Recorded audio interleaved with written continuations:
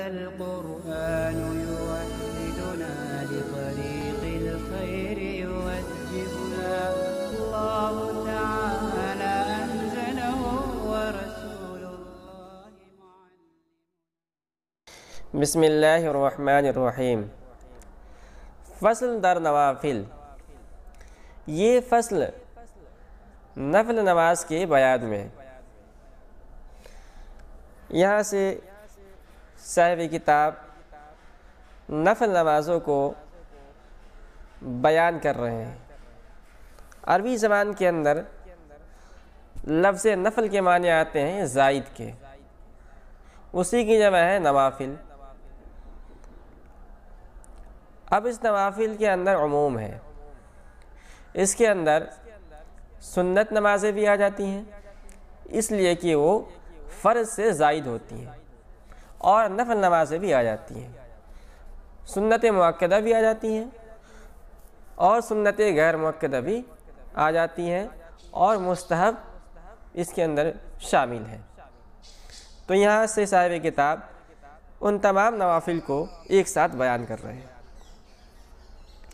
کہہ رہے کہ سنت قبل نماز فجر 2 رکعت است. نماز فجر سے پہلے 2 رکعت سنت ہے. یہ سنت مؤکدہ ہے اور حدیث کے اندر اس کی بڑی تاکید آئی ہے. تو فجر کی نماز سے پہلے 2 رکعت نماز سنت مؤکدہ ہے. اب اس کے اندر آدمی چاہے تو کوئی بھی سورت تلاوت کر سکتا ہے، مگر اس کے اندر مندرجہ ذیل 2 سورتوں کو پڑھنا چاہیے. کہہ رہے کہ سورہ کافرون و اخلاص دنا خان. ان 2 رکعتوں کے اندر سورہ کافرون یعنی قل یا ایھا الکافرون اور سورہ اخلاص پڑھنا چاہیے. اس لیے کہ بعض روایتوں کے اندر آیا ہے کہ حضور پاک صلی اللہ علیہ وسلم سنت فجر کے اندر ان 2 نمازوں کو، ان 2 سورتوں کو پڑھتے تھے. و پیش از نماز ظہر و جمعہ 4 رکعت است. اور ظہر اور جمعہ کی نماز سے پہلے 4 رکعت سنت نمازیں ہیں، بیک سلام، ایک سلام سے. و بعد ظہر 2 رکعت است. اور ظہر کی نماز کے بعد 2 رکعت سنت ہے. و بعد جمعہ 4 رکعت است. اور جمعہ کی نماز کے بعد 4 رکعت سنت مؤکدہ نماز ہے.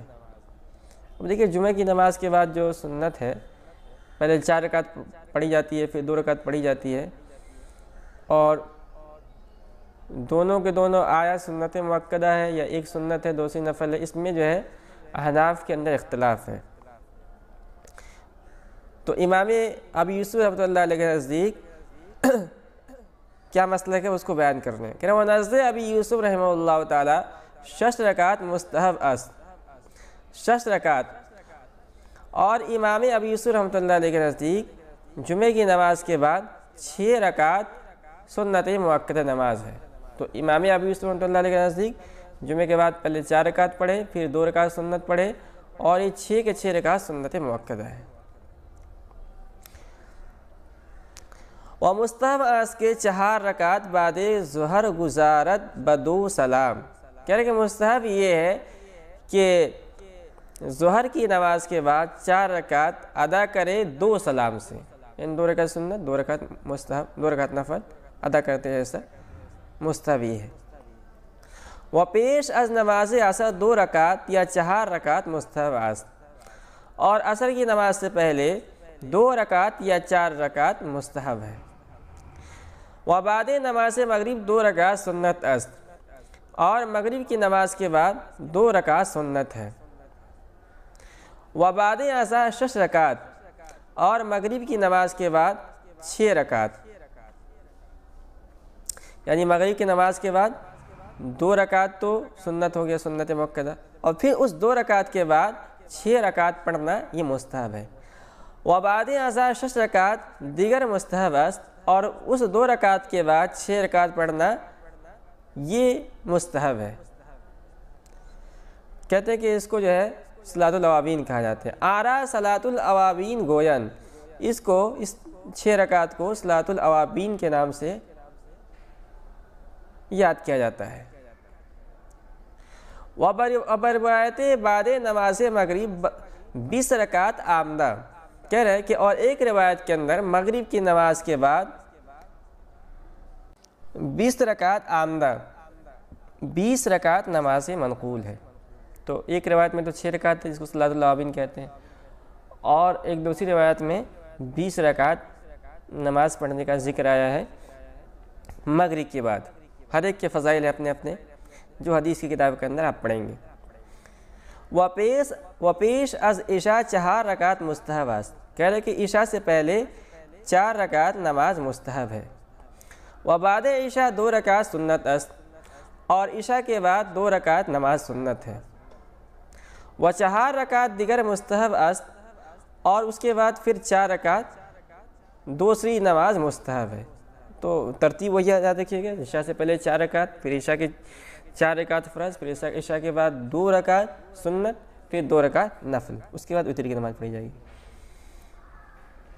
وبعد وتر 2 رکعت نشستہ خواندن مستحب است، اور عطر کے نماز کے بعد 2 رکعت بیٹھ کر پڑھنا مستحب ہے۔ تو عطر کی نماز کے بعد مطلقاً 2 رکعت نفل نماز ہے۔ اب اس کے اندر مستحب یہ ہے کہ اس کو بیٹھ کر پڑھا جائے۔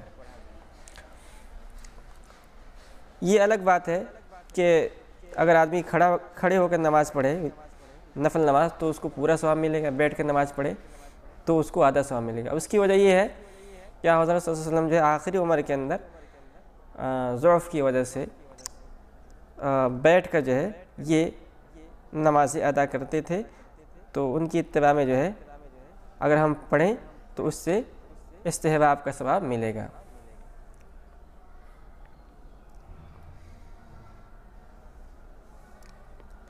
کہہ رہے ہیں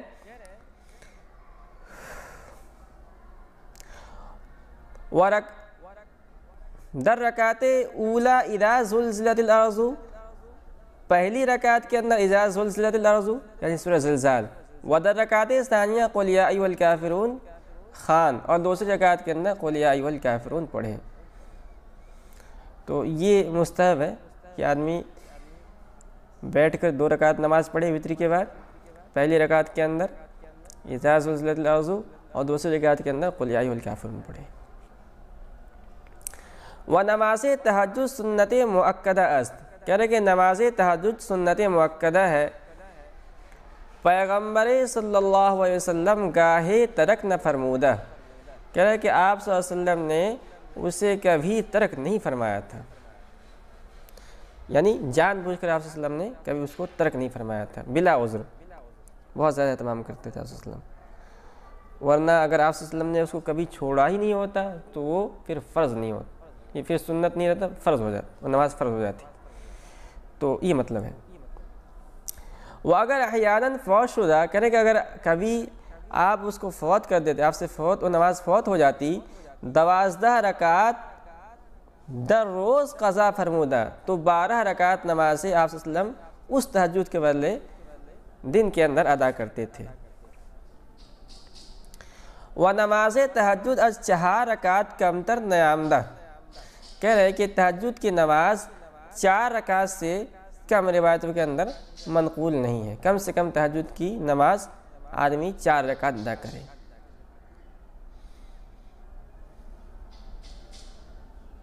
کہہ رہے کہ وہ از 12 رکعت زیادہ ہم بثبوت نہ پیوستہ، اور تہجد کی نماز کا 12 رکعت سے زیادہ بھی ثبوت نہیں ہے، مطلب کم سے کم جو ہے 4 رکعت اور زیادہ سے زیادہ جو ہے 12 رکعت تہجد کی نماز پڑھنی چاہیے۔ پیغمبر صلی اللہ علیہ وسلم نماز وتر بعد تہجد می خان، کہہ رہے کہ حضور پاک صلی اللہ علیہ وسلم وتر کی نماز کو تہجد کی نماز کے بعد پڑھا کرتے تھے۔ سنت ہمیں یہی سنت ہے۔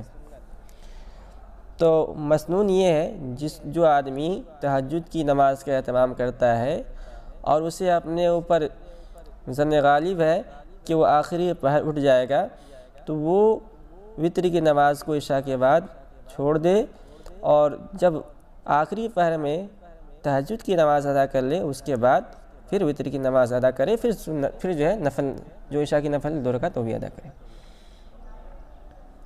ہر کرا بر نفس خود اعتماد باشد، جس آدمی کو اپنے نفس پر اعتماد ہو، اپنے نفس پر اعتماد ہو مطلب آخری رات آخری پر اٹھ جائے گا، وتر بعد تہجد آخری شب بخان، تو وتر کی نماز کو تہجد کے بعد آخری پہر میں ادا کرے کہ این بہتر است، کہ یہی بہتر ہے۔ وہ اگر اعتماد نہ باشد پیش از خواب بخان، اور اگر اعتماد نہ ہو تو سونے سے پہلے پڑھے کہ احتیاط درا است، کہ یہی محتاط ہے۔ کہہ رہے کہ پیغمبر صلی اللہ علیہ وسلم گاہے تہجد ما وتر 7 رکعت خواندہ۔ کہہ رہے کہ حضور پاک صلی اللہ علیہ وسلم کہ تہجد کی نماز پڑھنے کا کیا معمول تھا اس کو بتلا رہے ہیں کہ پیغمبر صلی اللہ علیہ وسلم کبھی کبھی تہجد کی نماز وتر کے ساتھ 7 رکعت پڑھتے تھے، تو 4 رکعت تہجد کی نماز ہو گئی اور 3 رکعت وتر کی نماز ہو گئی، 7 رکعتیں ہو گئی۔ وگاہے 11 اور کبھی 11 رکعتیں یعنی 8 + 3، وگاہے 16 اور کبھی آپ صلی اللہ علیہ وسلم 13 رکعت پڑھتے تھے یعنی 10 + 3، وگاہے 15 اور کبھی آپ صلی اللہ علیہ وسلم جو ہے 15 رکعت پڑھتے تھے، 12 رکعت تہجد اور 3 رکعت وتر۔ وگاہے 2 گانا اور کبھی جو ہے آپ صلی اللہ علیہ وسلم جو ہے تہجد پڑھنے کا طریقہ یہ تھا کہ 2 رکعت کر کے پڑھتے تھے، یعنی تہجد جو ہے 2 رکعت کر کے پڑھتے تھے۔ وگاہے 4 گانا اور کبھی 4 رکعت کر کے پڑھا کرتے تھے۔ وگاہے مجموع بیک سلام اور کبھی پورا کا پورا ایک سلام کے ساتھ، یعنی 8 رکعت اگر تہجد آپ نے ادا فرمائی تو ایک سلام کے ساتھ ادا فرمائی، اور یہ نفل نماز کے اندر اس کی گنجائش ہے۔ بس اس کا طریقہ یہ ہے کہ جیسے ہم 4 رکعت والی نماز پڑھتے ہیں تو 2 رکعت پر تشہد کے بعد اٹھ کھڑے ہوتے ہیں، اسی طرح اس میں 4 رکعت کے بعد پھر اٹھ کھڑے ہوں گے جو ہے 5ویں کے لیے، پھر 6 رکعت کے بعد جو ہے تشہد کے بعد پھر 8ویں کے لیے، اس طرح پڑھ سکتے ہیں۔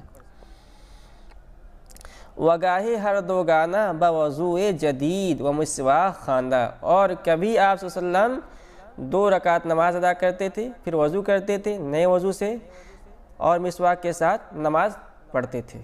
تو یہ آپ صلی اللہ علیہ وسلم جو ہے یہ عمل تھا کہ 2 رکعت نماز پڑھتے تھے، پھر وضو کرتے تھے، مسواک کرتے تھے، پھر 2 رکعت پڑھتے تھے۔ وبعد ہر 2 گانا بخواب رفتہ وباس بیدار شدہ، اور اس کے بعد جو ہے ہر 2 گانے کے بعد، ہر 2 رکعت کے بعد آپ آرام فرماتے تھے، یعنی سو جاتے تھے، تھوڑا سا آرام کر لیتے تھے، وباس بیدار شدہ پھر بیدار ہوتے تھے۔ اور کیا معمول تھا آپ صلی اللہ علیہ وسلم کا تہجد کے سلسلے میں؟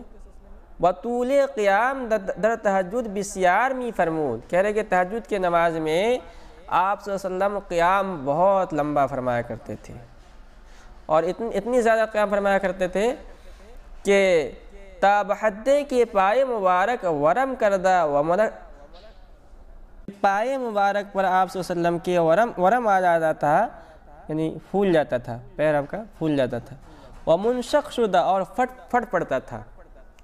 تو یہ آدمی جب زیادہ دیر تک کھڑا رہے گا قیام کی حالت میں تو پیروں پر بوجھ پڑے گا، اس بوجھ پڑنے کی وجہ سے پیر جو ہے پھول بھی جاتا ہے اور پھٹ بھی جاتا ہے، تو یہ کیفیت آپ صلی اللہ علیہ وسلم پر طاری ہو جاتی تھی۔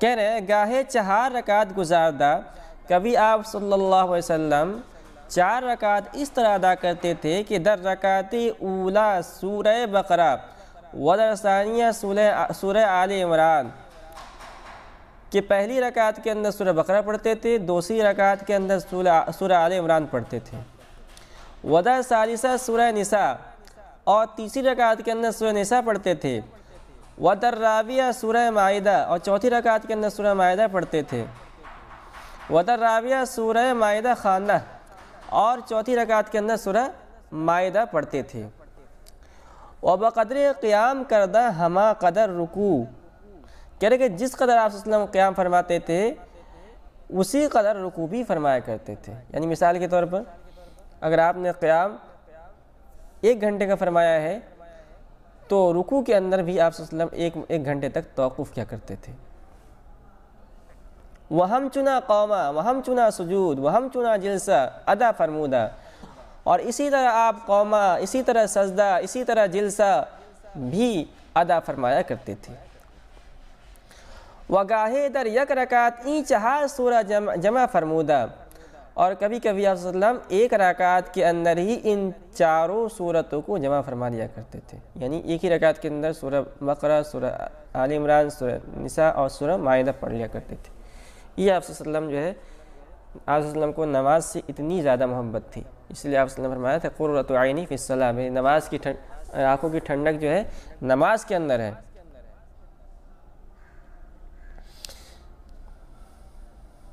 کہنے کے بعد عثمان رضی اللہ تعالیٰ عنہ در یک رکعت وطر تمام قرآن ختم کردہ. کہنے کہ حضرت عثمان امیر المؤمنین عثمان رضی اللہ تعالیٰ کا معمول یہ تھا کہ وطر کی 1 رکعت کے اندر، در یک رکعت وطر کی 1 رکعت کے اندر تمام قرآن ختم کردہ، تمام قرآن کو ختم کر دیا کرتے تھے. اب یہ ان بزرگوں کا معمول تھا اور یہ ان کے لیے آسان ہو جاتا تھا، اس لیے کہ جب وہ قرآن کی تلاوت شروع کرتے تھے تو ان کے سامنے جو ہے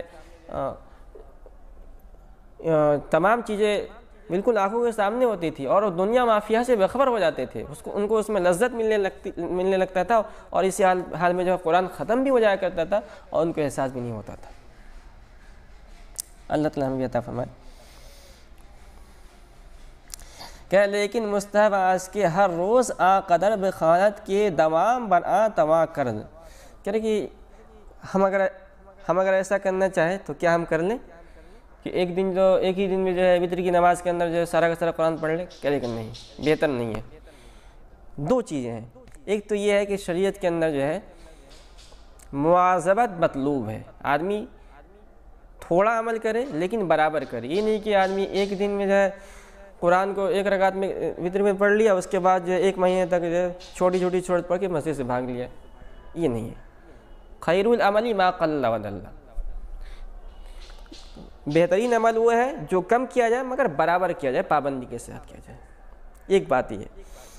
دوسری چیز یہ ہے کہ آدمی اگر جلدی زیادہ تلاوت کرے گا تو اس کے اندر تدبر قرآن نہیں پایا جائے گا جو کہ شریعت کے اندر مطلوب ہے.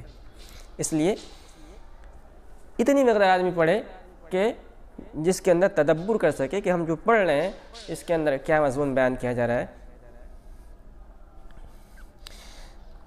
کہ لیکن مستحب آس کے ہر روز آ قدر بخانت کے دوام بر آ تباہ کر. لیکن مستحب یہ ہے کہ اتنی مقدار پڑھے کہ اس میں وہ مداومت برت سکے.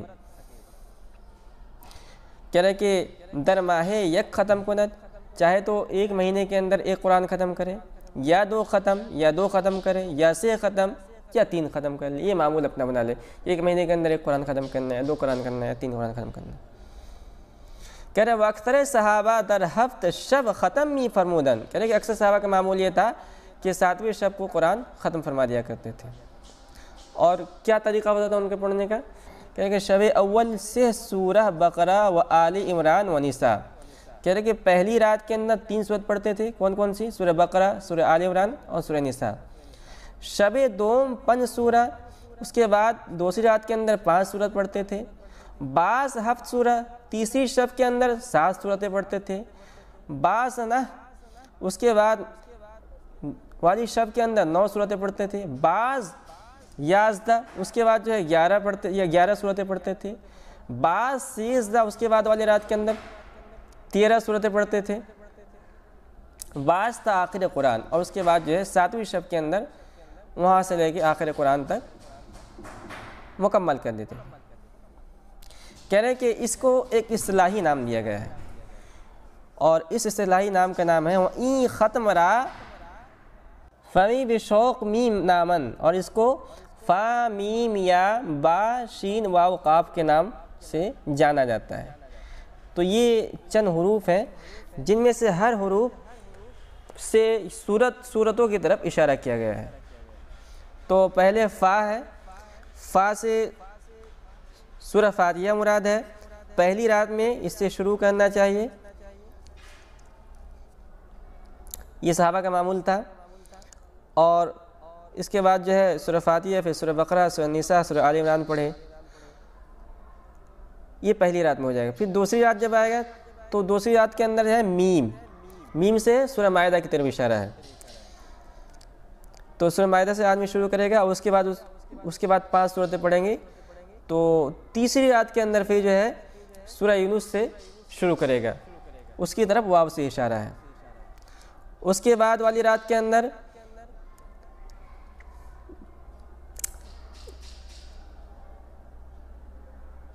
سورہ بنی اسرائیل سے شروع کرے گا، اس کی طرف با سے اشارہ کیا گیا ہے۔ اور پھر اس کے بعد والی رات کے اندر وہ سورہ شعراء سے شروع کرے گا، اس کی طرف شین سے اشارہ کیا گیا ہے۔